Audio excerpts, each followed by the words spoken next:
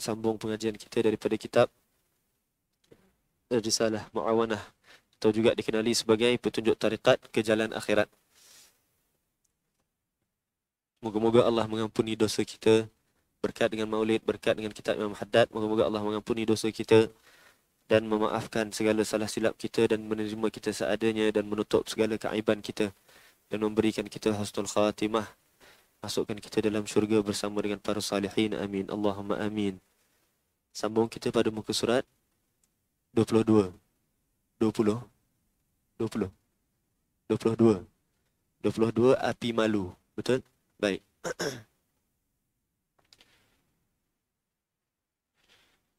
Kita telah menceritakan perihal muraqabah.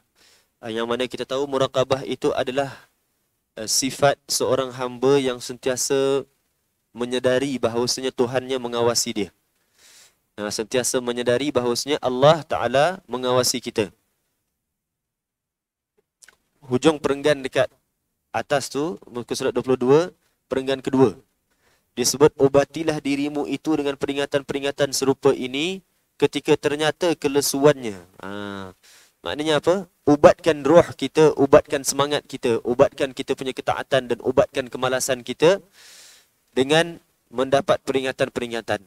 Ini kita nak baca kitab Imam Haddad. Moga-moga ini menjadikan ubat bagi kerohanian kita dan batin kita. Moga-moga kita menjadi di kalangan mereka yang alladzina yastami'una al-qawla wa yattabi'una ahsana, yang mendengar dan mendapat beramal yang terbaik daripada apa yang kita amalkan. Muka surat 22. Baik. Disebutkan oleh Imam Haddad, api malu yang timbul dari hati. Subhanallah, berkaitan dengan malu. Berkaitan dengan malu. Banyak kali kita dengar Syekh Ahmad sebut berkaitan dengan sifat malu yang zaman sekarang dah tak ada. Baru kita dengar hari Isnin lepas sambutan Sayyidah Fatimah, Syekh Ahmad ada sebut berkaitan dengan sifat malu, khususnya zaman sekarang yang dah tak ada sifat malu. Kenapa tak ada sifat malu? Sebab tak ada muraqabah. Tak sedar yang Allah tengok dia. Malu ini Nabi sebut malu adalah sebahagian daripada iman. Al-haya'u minal iman. Malu itu daripada iman. Malu daripada iman sebab apa? Iman adalah akhlak, adab dan akhlak. Nabi sebut innama bu'istu li utammima makarimal akhlak, dan banyak lagi lah berkaitan dengan akhlak. Akhlak itu adalah iman. Nabi sebut orang yang terpaling dekat dengan aku, tempatnya di syurga adalah orang yang terpaling baik akhlaknya. Yang paling dekat dengan aku di akhirat nanti adalah yang terbaik akhlaknya. Akhlak itu yang pertama adalah, bahagian daripada akhlak adalah malu. Dan yang kita tahu akhlak itu yang paling utama adalah akhlak terhadap Allah sebelum akhlak terhadap manusia. Maka kalau malu terhadap Allah tak ada, malu terhadap manusia lagi tak ada. Kalau dengan Tuhannya pun boleh redah, tak ada perasaan malu, tak ada jaga-jaga. Dalam pengawasan Tuhannya boleh tipu, boleh apa? Tuhannya panggil nak solat, boleh tipu-tipu datang solat tapi sebetulnya hati tak nak solat. Tipu Tuhan lah tu. Tuhannya panggil untuk taubat, konon-konon taubat, konon-konon nak berhenti tetapi masih tak rela, sebenarnya hatinya tak rela nak tinggalkan maksiatnya. Tuhan panggil untuk berhentikan maksiat, okeylah, promise nak berhenti, taubat nak berhenti, nangis-nangis nak berhenti. Namun bibit-bibit maksiat masih ada lagi. Masih buka lagi handphonenya, tengok benda yang bukan-bukan. Tahu padahal benda tu akan menjerumus pada maksiat. Kata dah taubat, tapi sengaja nak, yang kita sebut nak game Tuhan, cuba nak mainkan Tuhan. Na'udzubillah min zalik. Sebab apa? Malunya dah tak ada. Apabila malu dengan Tuhan dah tak ada, zahirnya macam baik, batinnya tak baik. Sebab apa? Malu terhadap Tuhan dah tak ada. Dan terhadap Tuhan zahir baik, batin tak baik. Terhadap makhluk lama-lama zahirnya akan keluar. Ini yang disebut apa? Kita tak akan kenal seseorang melainkan kita dah pergi musafir dengan orang tersebut, kan? Sebab apa? Bila musafir, keadaan akan tekankan orang tu. Batin dia akan terkeluar. Kan? Keadaan payah waktu musafir. Duduk dekat rumah ni comfort zone. Tak ada kepayahan. Bila tekan, baru keluar diri sebenar. Sebab apa? Dengan Allah zahir baik, batinnya jahat. Dengan manusia, dia boleh kontrol tau. Tapi bila dia tekan, baru akan terkeluar batin yang jahat tu, baru manusia akan nampak terzahirnya batin yang jahat. Terzahirnya batin yang jahat. Kemudian jika bergejolak api malu dari dalam hatimu ketika anda merasakan bahawa Allah Ta'ala sedang melihatmu kini, dan bahawa perasaan malu itu akan menahanmu. Allah Ta'ala sedang melihatmu kini, ya. Maknanya apa? Sebelum kita baca pun Allah melihat. Kita tengah baca ni pun Allah melihat. Lepas kita baca pun Allah melihat. Malu dan dengan penglihatan Allah ni apa dia? Malu waktu kita tengah buat maksiat, malu. Ya Allah, malunya aku ceroboh anggota badan yang kau bagi, aku ceroboh. Langgar arahan kau. Ya Allah, malunya aku tak sedar yang hari kiamat nanti anggota badan ni akan berucap atas aku. Ya Allah, malunya aku tak sedar yang engkau juga akan hisap aku, namun bawah penglihatan engkau aku derhaka. Malu waktu maksiat, waktu nikmat macam mana? Ya Allah, malunya aku orang macam aku dapat hadir maulid. Ya Allah, malunya aku orang macam aku dapat tatap kitab Imam Haddad. Ya Allah, malunya aku orang macam aku kawan-kawan sudi nak salam. Ya Allah, malunya aku dapat diberikan peluang tatap wajah orang-orang saleh. Malu waktu maksiat, malu waktu nikmat. Dan bahawa perasaan malu itu akan menahanmu dari melanggar perintahnya. Dan mengajakmu untuk menyegerakan diri untuk membuat ketaatan kepadanya. Maka itulah tandanya bahawa hakikat muraqabah, iaitu mengawas diri, sudah mula muncul dalam dirimu. Muraqabah ni ada banyak level. Level paling tinggi adalah maqam ihsan. Yang Nabi sebut, al-ihsan an ta'budallaha ka'annaka tarah. Ihsan adalah engkau beribadat pada Allah seperti engkau nampak Allah. Kalau tak sampai maqam nampak Allah, paling-paling tidak engkau sedar bahawasanya Allah nampak kita. Itu maqam ihsan. Sentiasa menyadari kita nampak Allah, nampak Allah. Baca kitab, nampak Allah. Aku baca ni kerana engkau, ya Allah. Dalam solat, nampak Allah. Nampak nak buat maksiat, nampak Allah. Kalau tak nampak Allah sekalipun, sedar Allah sedang melihat. Itu maqam ihsan, yang tertinggi dalam muraqabah. Orang yang mula muraqabah adalah orang yang rasa malu. Mula rasa malu terhadap pengawasan Allah. Ya Allah, nampak aku, malulah, malu. Itu maknanya mula-mula baru nak mula muraqabah. Belum sampai muraqabah lagi tau. Baru nak mula chapter muraqabah. Baru nak mula. Yang baru nak mula pun kita tak ada. Yang baru nak mula pun kita gagal, kita tak ada. Muraqabah paling atas, paling tinggi. Ihsan. Mula awal muraqabah bila kadang-kadang rasa malu. Kadang-kadang rasa malu. Baik. Malu nak buat maksiat ni macam mana? Tadi kita dah sebut malu dengan Allah boleh cegahkan kita daripada maksiat. Tapi ada orang yang terjerumus juga maksiat. Tapi dia taubat. Macam mana boleh dia taubat sedangkan dia tak malu tadi? Dia malu dengan maksiat ni berperingkat. Awal mula malu dengan maksiat adalah kita malu setelah buat maksiat. Kalau malu lepas buat maksiat pun tak ada, jangan haraplah malu sebelum buat maksiat. Jangan harap malu tengah buat maksiat. Awal mula malu dengan maksiat, malu selepas buat maksiat. Dah buat maksiat, dah puas, ya Allah, aku lazat, ya Allah, tadi aku hina, ya Allah, aku tak patut, ya Allah. Dan ni kita nak sebut pada semua. Baik orang kaya, baik orang miskin, baik orang atasan, baik orang bawahan, baik orang alim, baik orang jahil. Semua kita sebutkan. Baik yang mendengar, baik yang bercakap. Mengaku pada Allah Ta'ala ni adalah betul-betul literally mengaku. Bukan kita sekadar duduk dekat ketika semayang. Astaghfirullahalazim. Allazi la ilaha illa. Itu bagus, satu zikir. Itu belum mengaku. Mengaku ni apa? Tolak tepi semua zikir. Zikir engkau hanya pengakuan. Sebut dengan mulut kita dan hati kita. Ya Allah, aku hina. Ya Allah, akhyar dah ceroboh. Ya Allah, akhyar minat maksiat. Ya Allah, akhyar lupa nak mati. Ya Allah, akhyar tak tahu yang kau sedang mengawasi. Sebut, mengaku. Satu, kena mengaku. Tak mengaku sekadar astaghfirullah, subhanallah. Wali boleh. Wali-wali Allah, orang-orang saleh disebut Allah. Terus semua dalam tu tersirat dalam tu macam-macam. Kita tak boleh. Kena mengaku satu depan Allah Ta'ala. Depan Allah Ta'ala kena mengaku. Satu persatu. Baik, malu tadi kita sebut awal mula malu dengan maksiat, malu lepas buat maksiat, kita taubat. Kemudian baru ada malu tengah-tengah maksiat. Tengah maksiat rasa malu. Ada orang tengah maksiat tak rasa malu kan? Lepas maksiat baru teringat. Tengah maksiat macam dah lost control sangat. Ada orang tengah maksiat lagi rasa malu. Membuatkan tak terlalu dahsyat maksiatnya. Kalau lepas maksiat engkau malu, engkau akan taubat. Tengah maksiat engkau malu, maksiatnya terkontrol sikit. Tak ada terlalu terlajak maksiat. Dah tengah maksiat boleh malu, sebelum maksiat pun boleh malu. Bila sebelum maksiat boleh malu, dalam sebelum maksiat pun ada beberapa peringkat. Ada orang sebelum maksiat malu, dia tahan buat maksiat. Syaitan dorong lagi kali kedua. Pusingan pertama dia menang.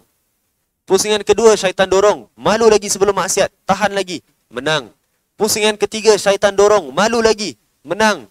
Pusingan keempat syaitan cocok, dah tak tahan, terbuat maksiat. Bermakna apa? 3 pusingan dia menang. Pusingan keempat syaitan menang. Maknanya 3 dia menang, 1 menang, maknanya kita menanglah, syaitan kalah. Tak. Pusingan terakhir adalah pusingan penentuan. Pusingan terakhir adalah pusingan penentuan. Kalah pusingan terakhir, you have to move to the next malu. Iaitu apa? Malu tengah buat maksiat. Tapi itu namanya martabat. Naik, naik, naik, naik, naik.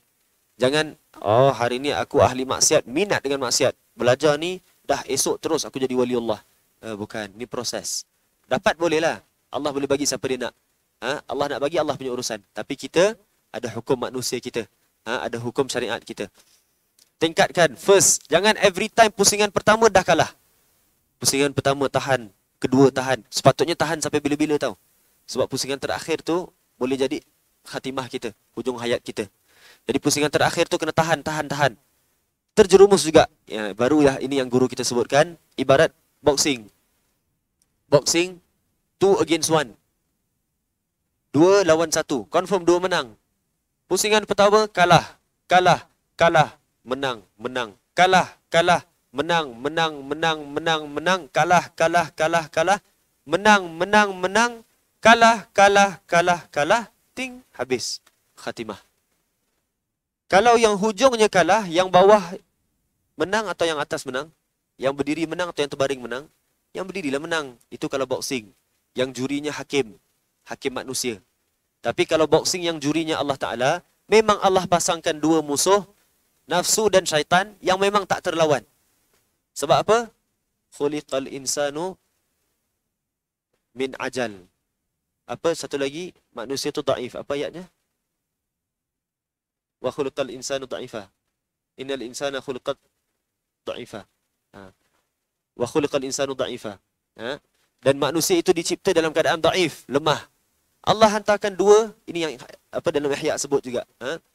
Allah hantarkan 2 musuh yang sangat gagah, mustahil boleh lawan oleh manusia. Pertama syaitan dan nafsu. Allah hantar, walaupun hujung pusingannya kalah, tapi Allah dengan rahmatnya memang Allah tahu kita akan kalah. Cuma Allah nak tengok lawannya. Dan sini kita sebut bukan galakan untuk buat maksiat. Allah tengok yang kau kalah tu kalah sengaja atau kalah dah habis cuba. Kita sendiri tahu. Kita sendiri tahu, aku kalah tadi sebab aku layankan lah. Ataupun aku kalah tadi sebab dah memang aku tak tahu nak buat apa, terbuat juga. Maka terbuat itu, layanlah maknanya. Tak ada peluang untuk kita sendiri yang bermaksiat untuk mengatakan, aku terjerumus, aku dah cuba sedaya upaya, tak ada. Bila kau buat maksiat, maknanya melayan tak? Kita sendiri tak mampu nak tentukan, aku layan ke aku terjerumus sendiri. Sebab setahu kita memang kita melayan. Allah sahaja yang menentukan waktu bila yang kita terjerumus, yang memang Allah tentukan musuh kita menang, dan waktu bila yang kita sendiri melayan. Ini yang disebutkan. Cuba, jangan setiap kali pusingan pertama kalah, tak boleh. Kena full pusingan menang. Dambakan nak begitu. Jangan asyik terjerumus. Dalam adab sulukul murid, Imam Haddad sebut, bukan orang yang nak menuju Allah Ta'ala itu adalah orang yang setiap kali dijolok oleh syaitan dengan satu maksiat, confirm ditumbang. Itu bukan. Bukan. Orang yang nak menuju Allah Ta'ala ada tingkatan, tingkat, constant punya peningkatan. Constant peningkatan. Baik.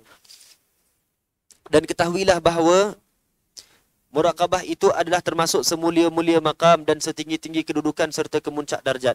Mustahil orang capai kewalian tanpa muraqabah. Mustahil. Mesti ada muraqabah baru boleh jadi wali. Dia itulah yang dikenal dengan maqamul ihsan yang tertunjuk dalam sabdanya yang berbunyi, Al-ihsanu an ta'budallaha ka'annaka tarahu fa illam takun tarahu fa innahu yarak. Ihsan itu ialah engkau menyembah Allah seolah-olah engkau melihatnya, maka jika engkau tiada melihatnya, sesungguhnya dia melihatmu. Setiap orang mukmin percaya bahawasanya Allah Ta'ala tiada tersembunyi kepadanya sesuatu apapun, baik di bumi maupun di langit. Dia mengetahui bahawasanya Allah Ta'ala itu ada bersamanya di mana saja dia berada, tiada terlindung padanya sesuatu apapun dari gerak-gerinya dan di mananya. Akan tetapi hendaklah perasaan yang demikian kekal menetap dalam pemandangan yang semacam ini dan berhasil mencapai buah-buahnya. Yang paling sedikit sekali ialah jangan sampai dia membuat suatu amalan di antara dia dan Allah, lalu dia merasa malu jika dilihat seorang dari orang-orang yang saleh. Ini memang susah dan di sebaliknya adalah lebih susah.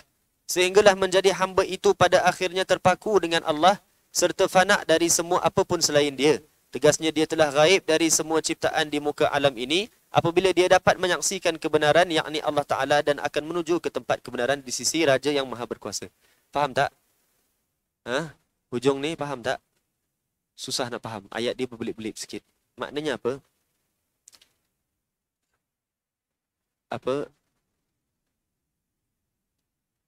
Lepas ni ingatkan kita nak sebut berkaitan dengan ihsan tak ada ilmu, ihsan tak ada ilmu, ilmu tak ada ihsan. Ingatkan.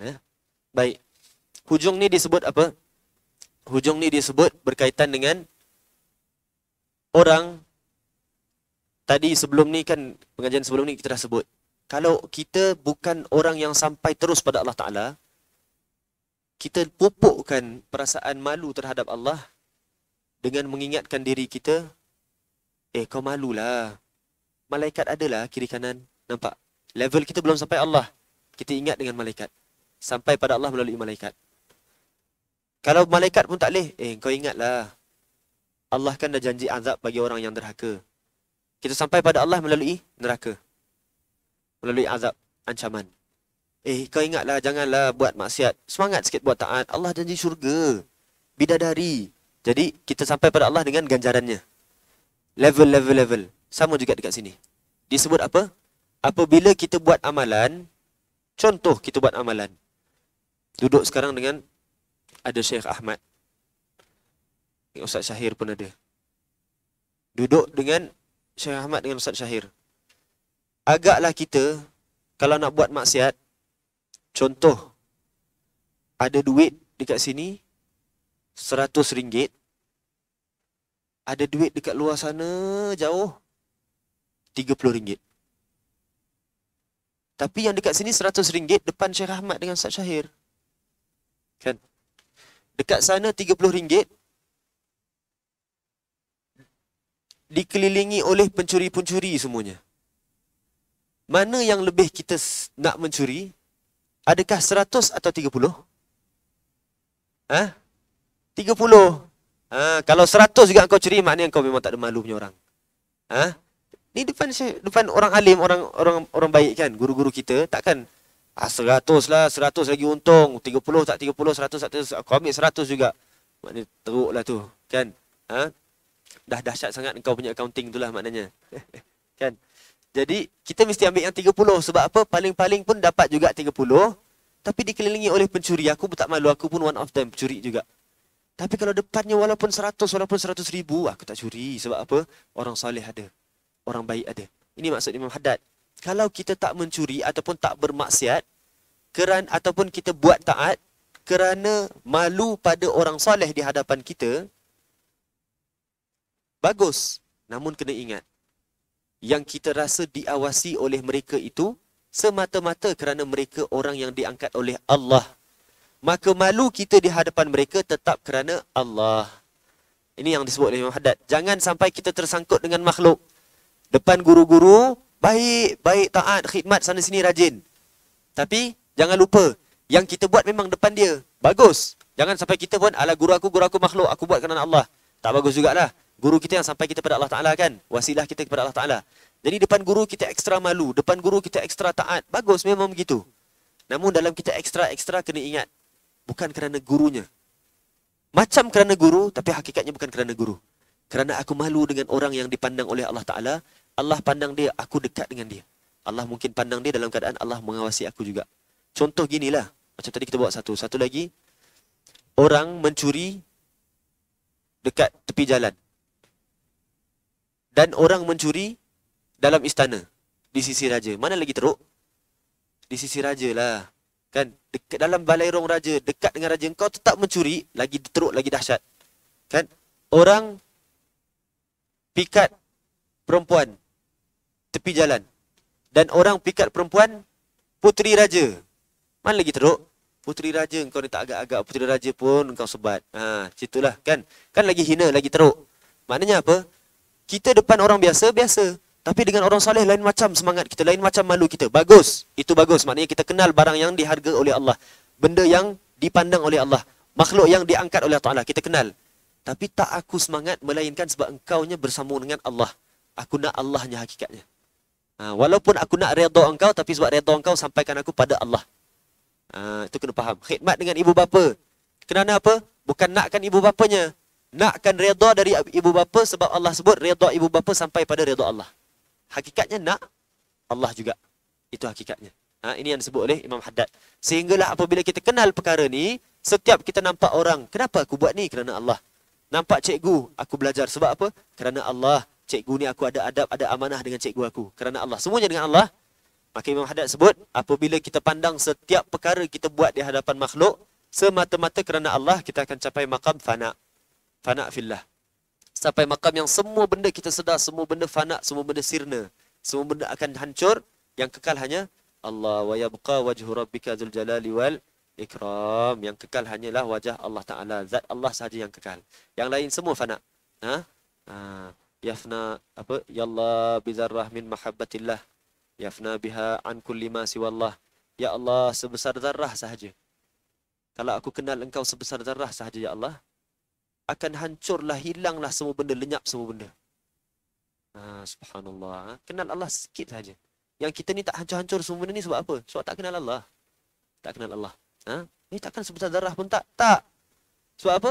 Bizarrah min mahabbatillah. Besar zarrah sahaja mahabbah kepada Allah Ta'ala. Yafna biha an kulli ma siwallah. Kita akan hancur dengan zarrah sikit ini. Kita akan pegang zarrah sikit ni sekuat-kuat sehingga yang lain semua kita tak sedar. Walau sebesar zarrah. Walau sebesar zarrah. Tadi kita nak sebut berkaitan apa? Ihsan ada ihsan, tak ada ilmu. Ilmu tak ada ihsan. Baik. Maqam muraqabah bukan dengan ilmu. Ilmu asas, fardu ain. Dan amalnya asas, wirid, apa yang patut, ratib, apa yang patut, salat awal waktu, jemaah, tu tak boleh tinggal, itu syariat. Jangan kita kata muraqabah ni kau sedar. Duduk dekat rumah, solat awal waktu, lambat waktu, tak kisah, jemaah tak kisah, Jumaat tak kisah. Tak boleh. Itu syariat, mesti kena mantap. Fardu ain mesti kena mantap. Ilmu fardu ain dan amal yang fardu mesti kena cukup. Muraqabah ni apa dia? Muraqabah ni sedar bahawasanya Allah Ta'ala mengawasi kita. Pernah tak kita dengar orang yang syarah berkaitan dengan solat? Kita kena solat awal waktu, dalam solat kita kena khusyuk. Ataupun dia syarah bab maksiat lah anggota badan.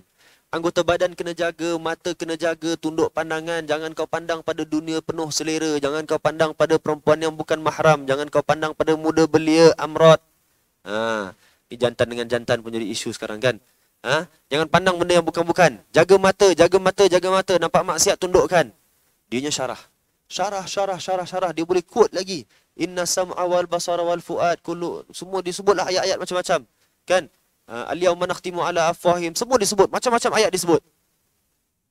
Habis kuliah, ada mungkin tak dia buka handphone, dia tengok maksiat? Kan mungkin. Bukan mungkin. Memang dia buat. Memang dia paling petah bercakap dan memang dia buat pun. Memang dia buat. Cakapnya macam orang, mustahil lah ustaz ni buat. Mustahil. Sampai macam tu dia punya lahjah dia tu. Kan, makhraj dia. Tapi ustaz tu buat sebenarnya. Dia tipu kau. Dia buat sebenarnya. Dia cakap tapi dia buat. Tak mustahil kan? Tapi ada tak orang yang kita jumpa, tak ada ilmu tau. Tak ada ilmu. Tapi bila tengok benda bukan-bukan ataupun dengar orang mengumpat, kau ni, ngeri lah aku cakap pasal orang tak mau aku, nanti satu hari kena kat aku pula. Itu aja dalil dia, betul tak? Tapi dia buat maksiat tak? Kan tak buat maksiat. Hebat tak ilmu dia? Tak hebat pun. Kalau dia kata, kau ni, jangan mengumpat-lah. Allah sebutkan, al-yawma nakhtimu ala afwahihim. Allah sebutkan tentang ghibah dan namimah. Kan? Ayuhibbu ahadukum ayyakula lahma akhihi maitan fakaritumu. Ayat dalil itu maknanya dia ilmu punya orang lah. Kalau ilmu tapi tak bermaksiat, sayugi memang betul lah. Tapi kan ramai orang, khususnya orang Melayu kita, orang tua kita, amalannya semua banyak lengkap. Amalan tasawufnya. Tapi ilmunya tak ada. Macam kita sebut, orang datang rumah, balik, mesti tangan tak kosong, mesti bagi hadiah. Itu tasawuf. Orang perempuan duduk dalam selindung. Yang muda-muda, yang muda-muda kalau ada majlis duduknya belakang, yang tua-tua depan. Kan tasawuf, jaga pemandangan. Tapi dia tahu tak apa dia buat? Dia tahu. Ilmunya dia boleh ikut tak? Tak boleh. Maka ihsan jangan kita tertipu. Ihsan dan muraqabah, iaitu kedekatan dengan Allah Ta'ala. Merasa Allah mengawasi kita, bukan tersekat pada ilmu. Ilmu fardu ain ya memang. Tapi kalau dah lepas fardu ain, boleh dapat makam yang lagi tinggi daripada orang-orang yang ahli ilmu tinggi-tinggi sangat. Boleh jadi waliullah. Boleh jadi waliullah. Walau ilmunya tak tinggi sekalipun. Ilmunya sederhana, apa yang diperlukan. Tapi boleh jadi lagi tinggi. Sebab apa? Ihsan itu muraqabah adalah menghayati ilmunya walau sedikit. Maknya sekadar bagi tahu, engkau pergi sekolah, anak perempuan orang kau jangan tengok. Baik mak. Dia pergi sekolah, dia kata, Allah kata jangan derhaka pada mak. Mak aku dah pesan jangan tengok perempuan yang bukan Allah. Aku malu.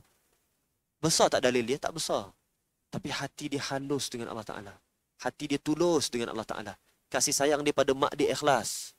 Kasih sayang pada mak dia berbuah dalam hati dia. Jadi tak manusianya? Boleh jadi wali. Tapi kalau orang hatinya liar, kasar, agresif hati dia. Tapi ilmu banyak. Dalil dia ada, dia boleh guna nak sangkal Allah Ta'ala. Zahir macam wali, pakainya macam wali-wali. Tapi dengan ilmu dia ada juga, dia derhaka pada Allah Ta'ala. Dengan ilmu dia ada tahu, dia syarah, habis saja syarahan, terus dia sangkal Allah Ta'ala. Subhanallah, itu yang ditakutkan. Itu yang ditakutkan. Bukan ilmu bukan ilmu.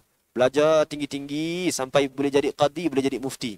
Kau tak terselamat dari, jangan sangka aku dah faqih, aku dah mufti, aku dah qadi, aku dah selagi aku dah wali itu belum boleh cakap, kau jangan rasa selamat. Wali pun tak rasa selamat lah. Wali pun tak rasa selamat. Kau siapa? Ilmu dah tinggi, macam-macam sertifikat dah ada. Dah tak payah syarah bab mata. Dah tak payah baca penawar bagi hati.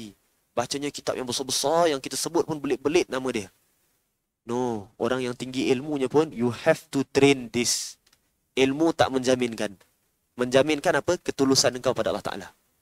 How transparent your heart is with Allah Ta'ala. Berapa ikhlasnya engkau mengaku diri pada Allah Ta'ala. Betapa realnya engkau nak menuju kembali pada Allah Ta'ala. Real atau tak real. Topeng atau tak topeng.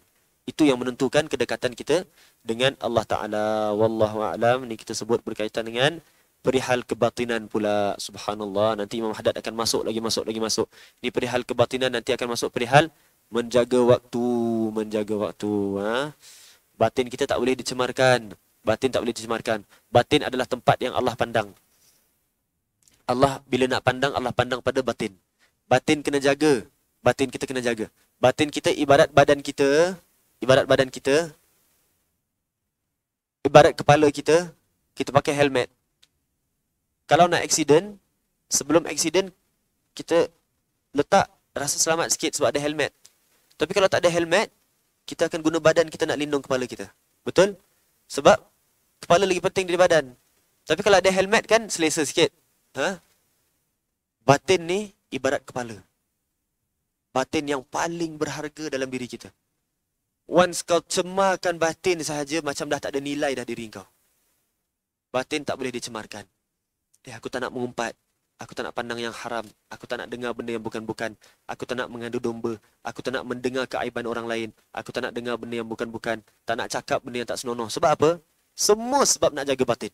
Aku nak jumpa dengan orang soleh. Aku nak tatap wajah orang soleh. Aku nak ditatap, dipandang oleh orang soleh. Aku nak hadir majlis ilmu. Aku nak baca maulid. Aku nak selawat. Aku nak jumpa Nabi. Aku nak berdamping. So, untuk apa? Semua untuk batin. Semua untuk batin. Semua untuk batin. Ini yang Habib Umar sebutkan.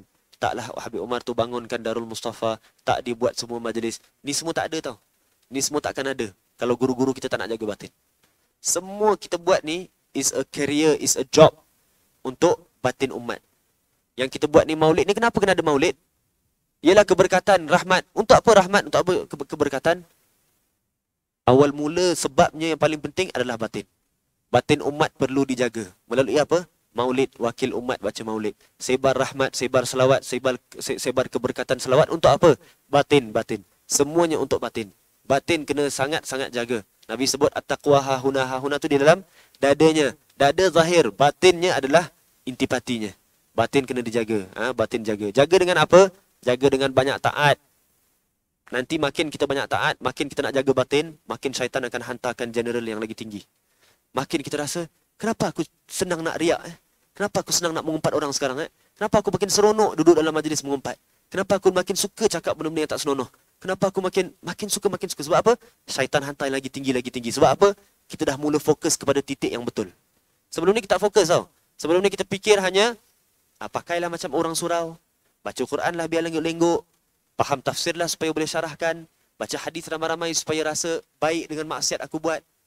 Duit yang ada sedekah sikit supaya rasa halal dengan rezeki haram aku. Kan? Itu zahir aja. Kita tak pergi kepada titik yang betul.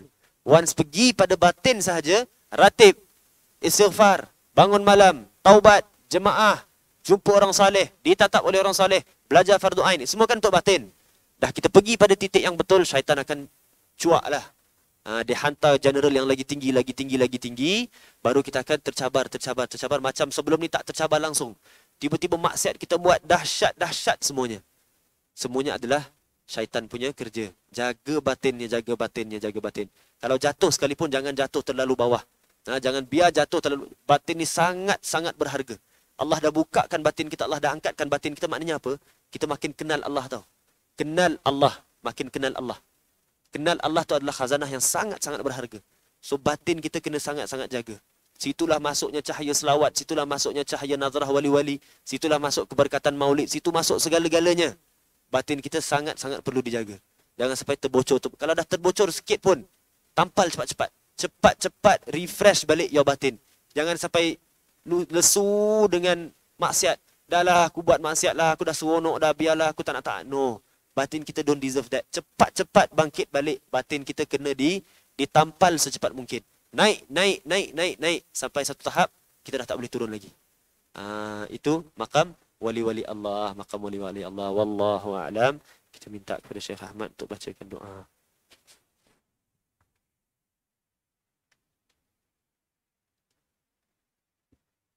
Jazakumullah khair.